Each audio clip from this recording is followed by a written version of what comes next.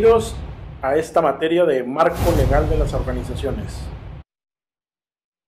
Empezamos nuestra cuarta sesión y este es el primer video de la serie cuarta que contiene tres diferentes videos que a continuación empezaremos a ver.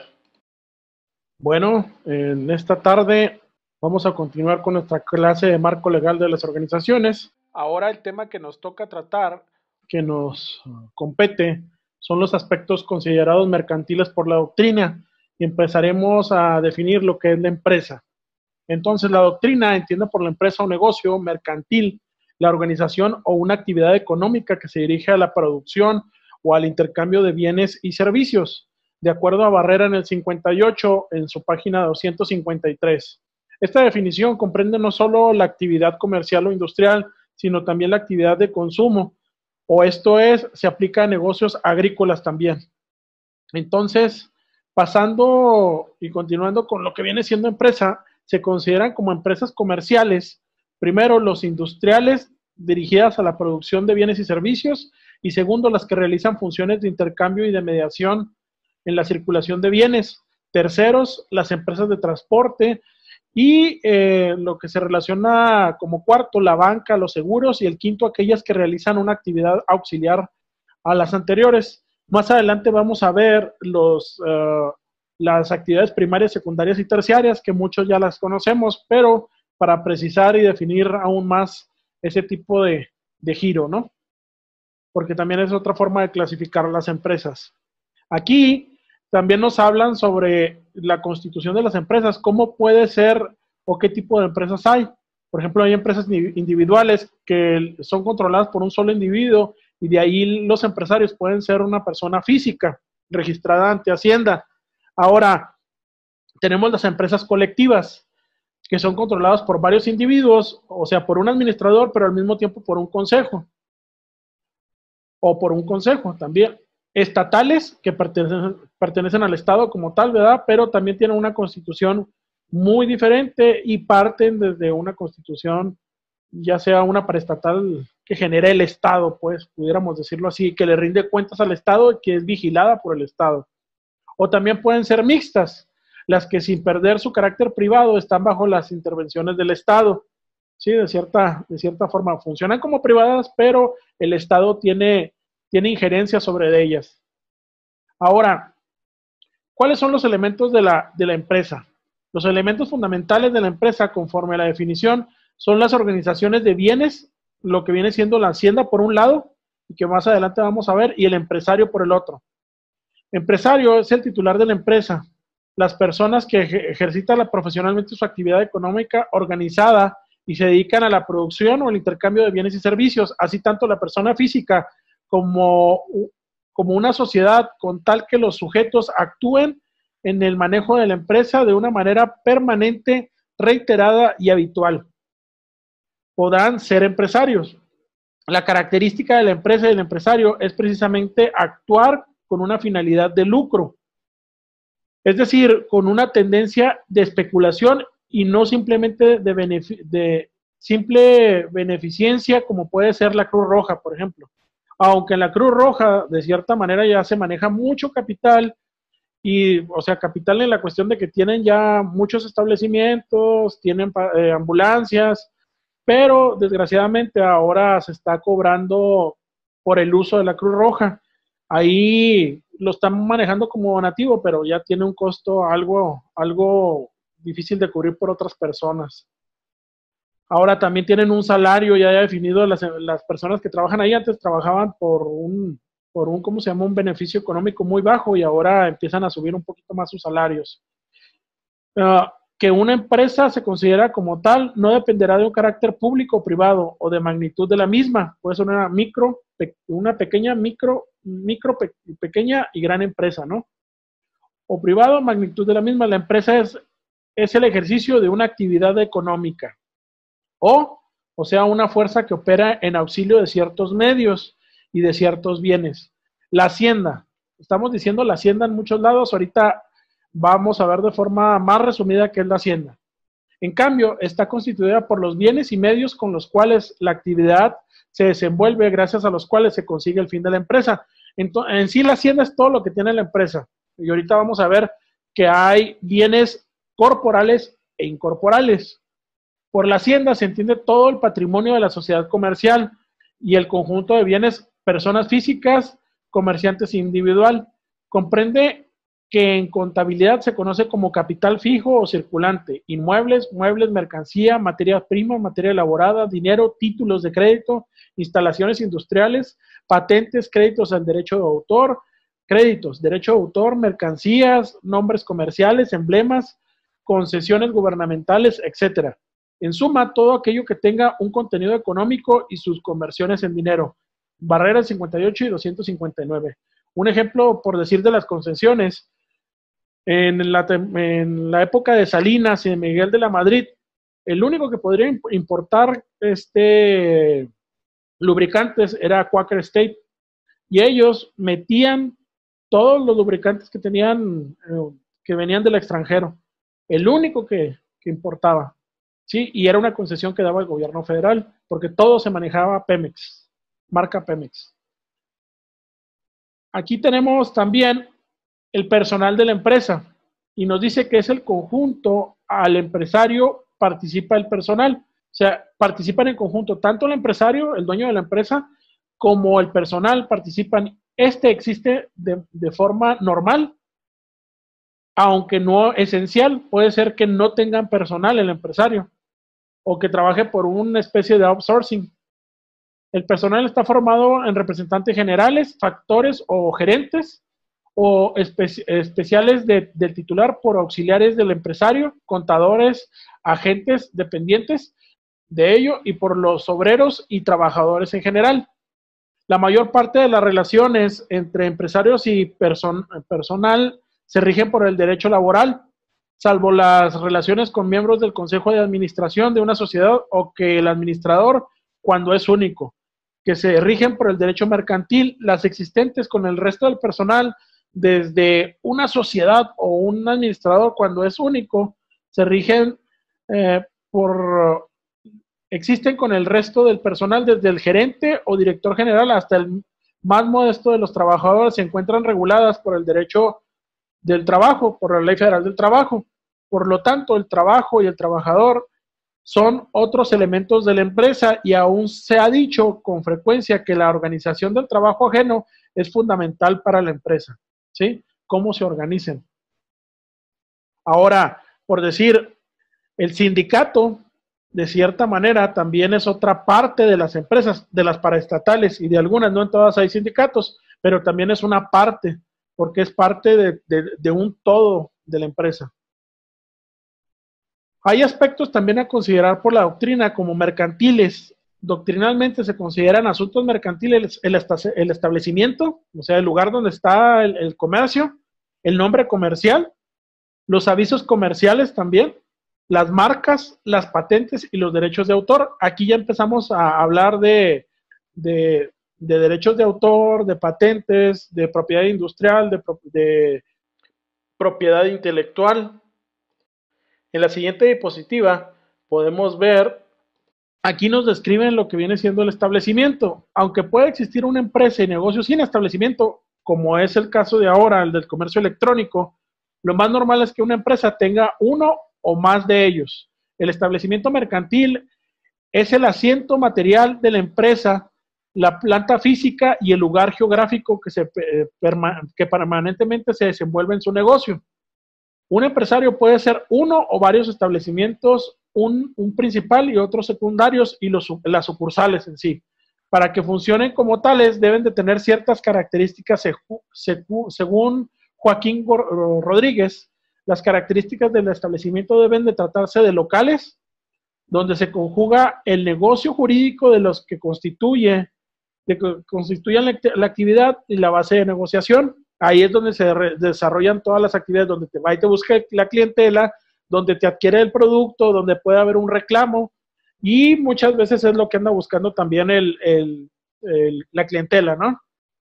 Deben de gozar de una cierta independencia jurídica, económica, y de manera que su representante pueda actuar frente a un tercero.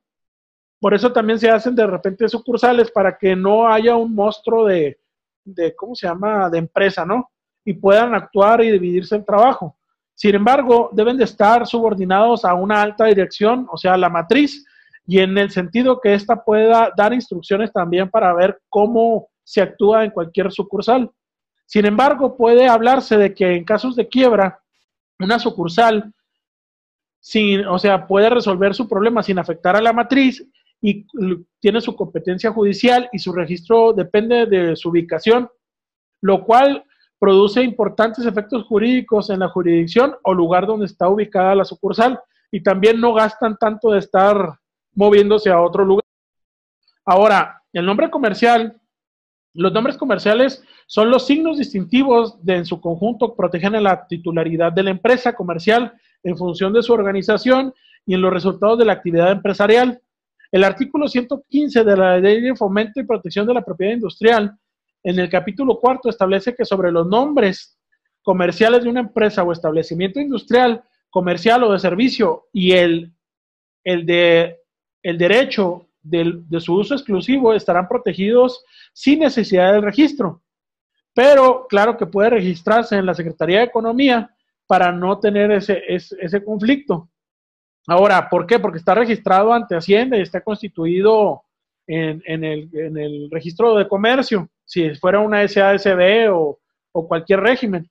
Pero es bueno tener, por eso la Secretaría de Economía también nos pide la denominación, el registro de la denominación, el derecho de utilizar ese nombre, para no crear otro conflicto. Y en sí la finalidad es evitar semejanzas o grados de confusión de nombres diferentes, como ya lo habíamos platicado.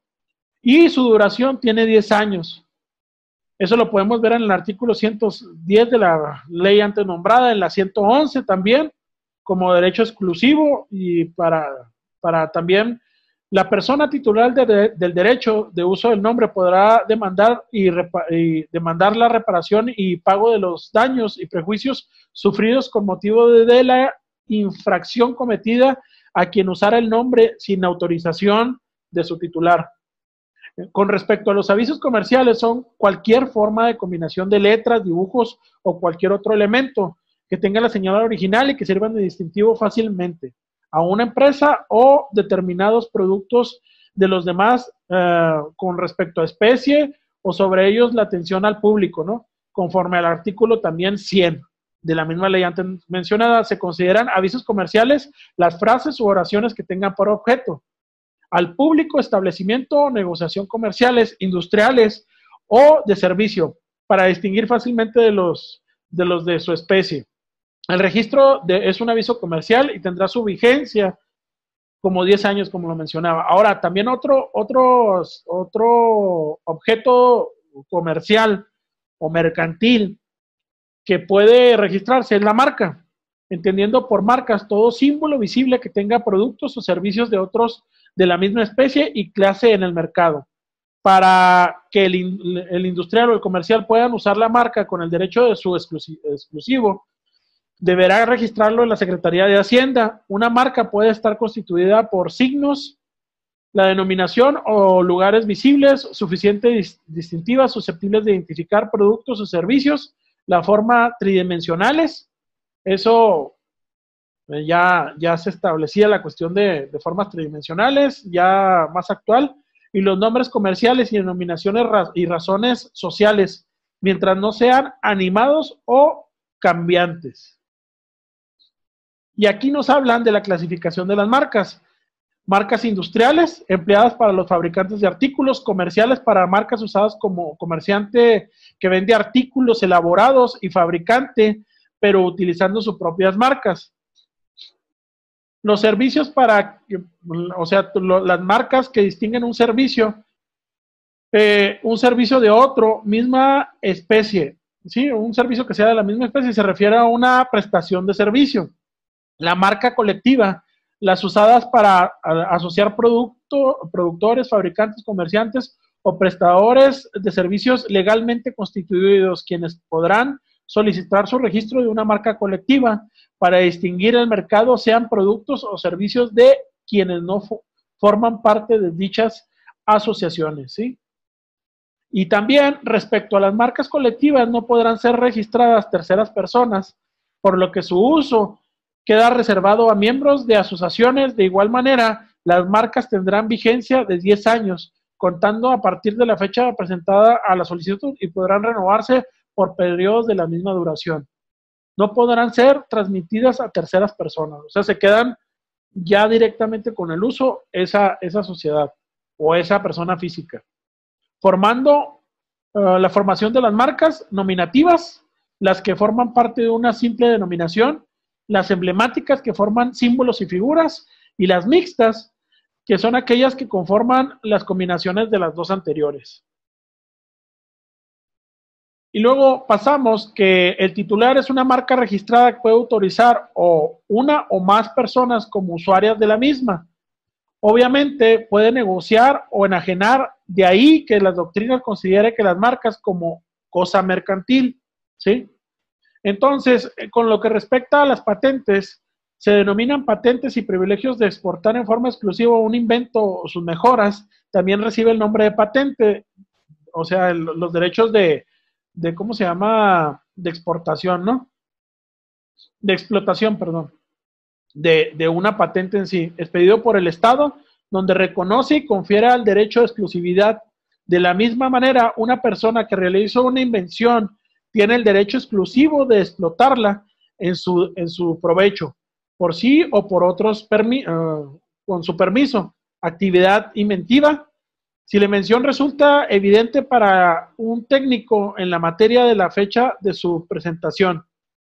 Aplicación industrial, la posibilidad de que una invención sea susceptible de aplicación industrial si se puede fabricar o utilizar en la industria, incluyendo la agrícola, la ganadera, la pesca, la minería, la construcción y toda clase de servicios. Esa es otra de las clasificaciones de las patentes. Y luego la tercera es la vigencia de la patente.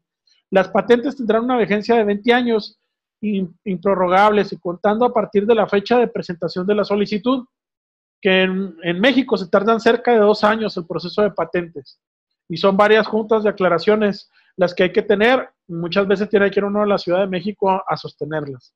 Es sujeta al pago de derechos correspondiente y conforme al artículo 23. Y patente en trámite, que es todos esos 2 años que dura en trámite. La mención, existe una patente en trámite otorgada, solo podrá realizarse en caso de productos y procesos que se encuentren en cualquiera de los dichos supuestos anteriormente. Y el titular de la patente, después de otorgarla a esta, podrá demandar el daño y perjuicio a terceros que antes de otorgar hubieran explotado sin su uso de consentimiento y proceso productivo patentado, de acuerdo al artículo 24. Dentro de lo que viene siendo los derechos conferidos al titular de la patente está el derecho del inventor a ser mencionado como autor de la patente. Eso no lo exime de negarle la autoría. El derecho de explotar en forma exclusiva invenciones con una vigencia de 20 años, eso ya lo hemos visto, y el derecho de autorizar a otros la explotación de la patente mediante una licencia contractual total o parcialmente, ya que sea inter vivos o mortis causa. Caducidad del derecho de la patente, ya lo vimos, y la rehabilitación de la patente, en caso de que la patente caduque por falta de pago o fortuna de los derechos, tendrán 6 meses siguientes del plazo de gracia y simplemente cubrirán los derechos respectivos de sus recargos. Se podrá solicitar rehabilitación de la patente. Aquí los derechos de autor, a referencia, este es otro de las cosas mercantiles. Y los derechos de autor exclusivos con él, el autor también tiene un derecho de exclusividad, pero sobre todo obras literarias, científicas o artísticas, poseen facultad exclusiva de usarlas y explotarlas. La autorización de su uso o explotación de ella en todo o en parte, y en su momento, transmitirlos en vida o post-mortem.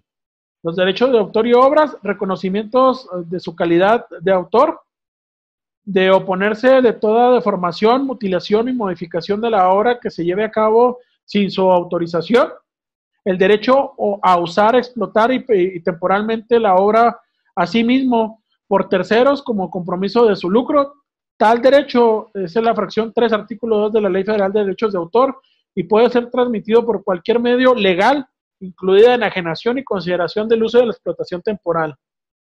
transmitir el ejercicio de los derechos de herederos legítimo o de cualquier persona a virtud de disposición testamentaria. Bueno, ahí está la forma de pasar derechos de autor. Y la vigencia, nos habla que la vigencia, de acuerdo tiene derechos vitalicios y está por 75 años después de la muerte. Transcurrido ese término o antes a su similar de derecho, mueren sus herederos, la facultad de usar y explotar la obra pasará al dominio público, aunque serán respetados los derechos adquiridos por terceros con anterioridad. En caso de obras póstumas, durará 50 años a contar desde la fecha de la primera edición. Contrato de edición y reproducción. Esta es otra de las formas también que se establecen ahí y está en el artículo 42 de la Ley Federal. Esto no quiero andar mucho, pero también es otra de las formas de explotar obras intelectuales y artísticas. Y luego entramos a la parte de sociedades mercantiles, pero nada más como una introducción, pudiéramos decirlo, ¿no? Todo esto que vimos arriba, las sociedades mercantiles, pues tienen ese fin de constituirse para administrarlo. Vamos a ver más a profundidad los derechos de propiedad intelectual y propiedad industrial, y con un poquito más de ejemplos en la siguiente presentación. Y aquí nada más quiero concluir que estas sociedades que se constituyen con fines de manejo de las cosas mercantiles que se generen dentro de la empresa, ya sea productos, bienes o servicios, esta es la justificación de las sociedades mercantiles. En la actualidad, la necesidad económica ha impuesto al comercio bajo la formalidad de la sociedad mercantil, el comerciante colectivo. En sí, el comerciante colectivo es la sociedad mercantil o las sociedades mercantiles, ya sea por medio de capital o de capital y trabajo. No necesariamente puede ser nada más capital. Vamos a ver, ya cuando estemos en la unidad 2, vamos a ver la diferencia, porque sí puede haber aportaciones de capital o de trabajo, ¿verdad? O de bienes o de áreas de trabajo también, por especie. Esta se ha desplazado en gran parte del comercio individual por ventajas con que cuenta, entre otras, responsabilidad limitada, o sea, nada más hasta la aportación del capital, no afecta al capital externo que tenga quien aportó, la fácil y rápida transmisión de las participaciones sociales, en sí lo que te toca, ¿cómo se llama? El reparto de utilidades, sí, es decir, el reparto de utilidades, de regalías, de ganancias que se tuvieron alrededor del año, con la aportación de capital de cada uno de los socios, pues es de acuerdo a la aportación y pues ahí tendrán sus ganancias año con año. La rápida transmisión de las participaciones sociales. Por otro lado, la ley impone de forma que las sociedades para determinar empresas, por ejemplo, instituciones, organizaciones auxiliares de crédito, instituciones de seguros, finanzas, estas deben de estar constituidas para que puedan utilizar, ser parte de ¿cómo se llama? De sociedades de crédito o parte de seguros, deben de estar constituidos con ese fin para poder manejar ese tipo forzosamente deben de estar constituidos para manejar, hasta los bancos deben de estar constituidos bajo ciertos objetos sociales y ser sociedades anónimas incluso. La ley mercantil no define el contrato social, así que buscamos el concepto de derecho común en el artículo 2688 del Código Civil, que establece, por el contrato de sociedad, los socios se obligan o sea, es lo que obliga, o sea, al momento de constituirse como sociedad, los socios están con ciertas obligaciones. Ahora, la personalidad jurídica de una sociedad mercantil, como concepto general en el artículo 2 de Ley de Sociedades Mercantiles, otorga personalidad jurídica a las sociedades mercantiles inscritas en el registro de comercio y también a aquellas que, sin haber cumplido este requisito, se exterioricen como tales frente a terceros. Por otro lado, nada más que están irregulares, tendrían que regularse en varias situaciones, y ahorita lo vamos a ver también en un esquema. Por otro lado, en la fracción 3, artículo 25 del Código Civil, atribuye el carácter de persona moral a las sociedades mercantiles también, que eso ya lo habíamos tocado. Bueno, aquí dejamos pendiente lo de sociedades mercantiles.